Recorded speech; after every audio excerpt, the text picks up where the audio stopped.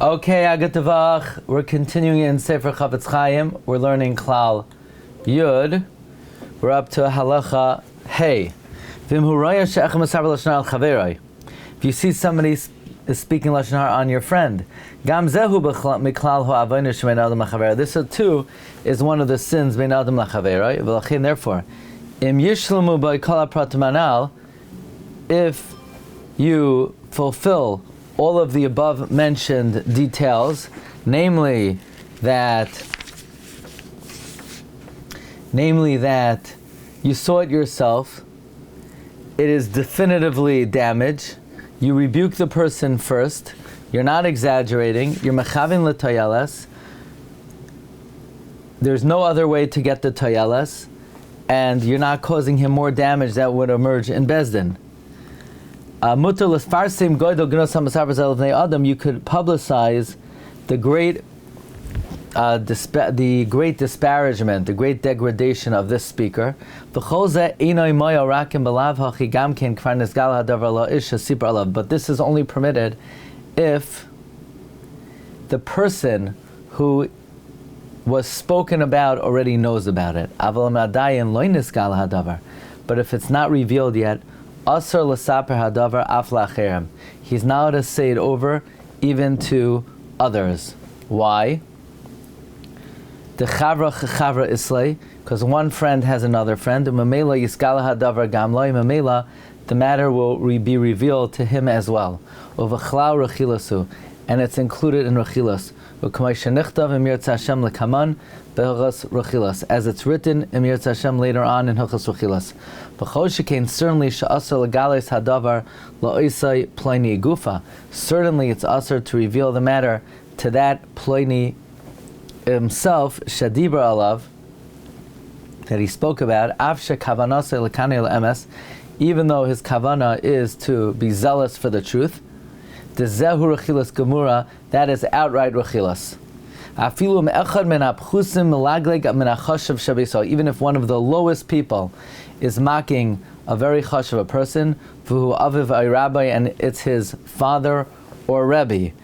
So again, this halacha that you could speak about someone who spoke Lashon Hara, that's only if the person he spoke about knows about it. But if he doesn't know about it, you can't even tell others, because eventually the person he spoke about will find out about it, and it's going to be rechilas. Certainly you can't reveal the matter straight to the person it was spoken about. Sometimes you can tell others, even if it was not made known to the person who was it about. You see, like the Chofetz Chaim said before, when we're dealing with a toyeles of disparaging wrongdoing, then that is a minimal toyeles. That toyeles is not enough to allow a person to potentially lead to rechilos. Ma'ashein kain, if you could engender real toyeles, someone. Provided that you're not missing the details mentioned before. I'm going to be very clear regarding what a toyeles is, so that the reader does not make a mistake. For example, if you recognize the nature of the person, of the one who spoke, and the way it was said, of the same way, he is disparaging this subject in your presence, he's going to go from you, he's going to embarrass him further in front of other people, especially based on what we wrote, that you need to rebuke him first. And he rebuked him. And he did not accept your words. It is very known in our many sins, practically all of us stumble in Lashon Hara, especially when it comes to accepting Lashon Hara. And therefore, just like this person spoke Lashon Hara in front of you, he is likely to speak it in front of others. V'karev hadavar, and it's very likely that your Lashon Hara will be accepted, and it will be very difficult to extract it from the hearts of those who listen to it.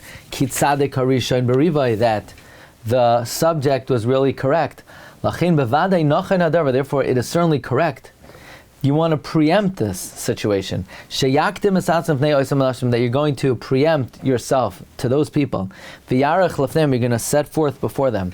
The great violation of this speaker, and you're going to say over to them, that he's bad-mouthing Pliny for nothing, for no evil, for no wrongdoing, so that when the speaker then comes and says it over before them, his words will not be received. Just the opposite. They will rebuke him. And certainly, when he sees that his words are not accepted, and also they consider this guy an absolute shame. He will guard himself from doing so in the future. Such a scenario is for sure mutter. Again, what the Chofetz Chaim is saying is, if you see someone speaking Lashon Hara and you estimate, and it's reasonable to estimate, the guy will do it again. So now you're saving the subject from real harm, and it's a real tayeles. You're allowed to speak about him and go around saying, look, this guy is bad-mouthing Pliny for nothing. Watch out, here, he may come to you, so be ready. You're saving the soul of the subject from pain and shame. You're also saving the speaker and the potential recipient from going to the purgatory. And the purgatory is very hot. So you're doing the guy a favor. And by you preempting, you're causing the mitzvah of teichacha to be fulfilled, and therefore this would be a legitimate, full-fledged tayeles that you would be allowed to speak about the guy. Okay, we're going to hold it over here. I wish you all a good tavach, and we're up to date even for tomorrow, and Bez Hashem we will continue on schedule Monday morning at 9:15. A good tavach.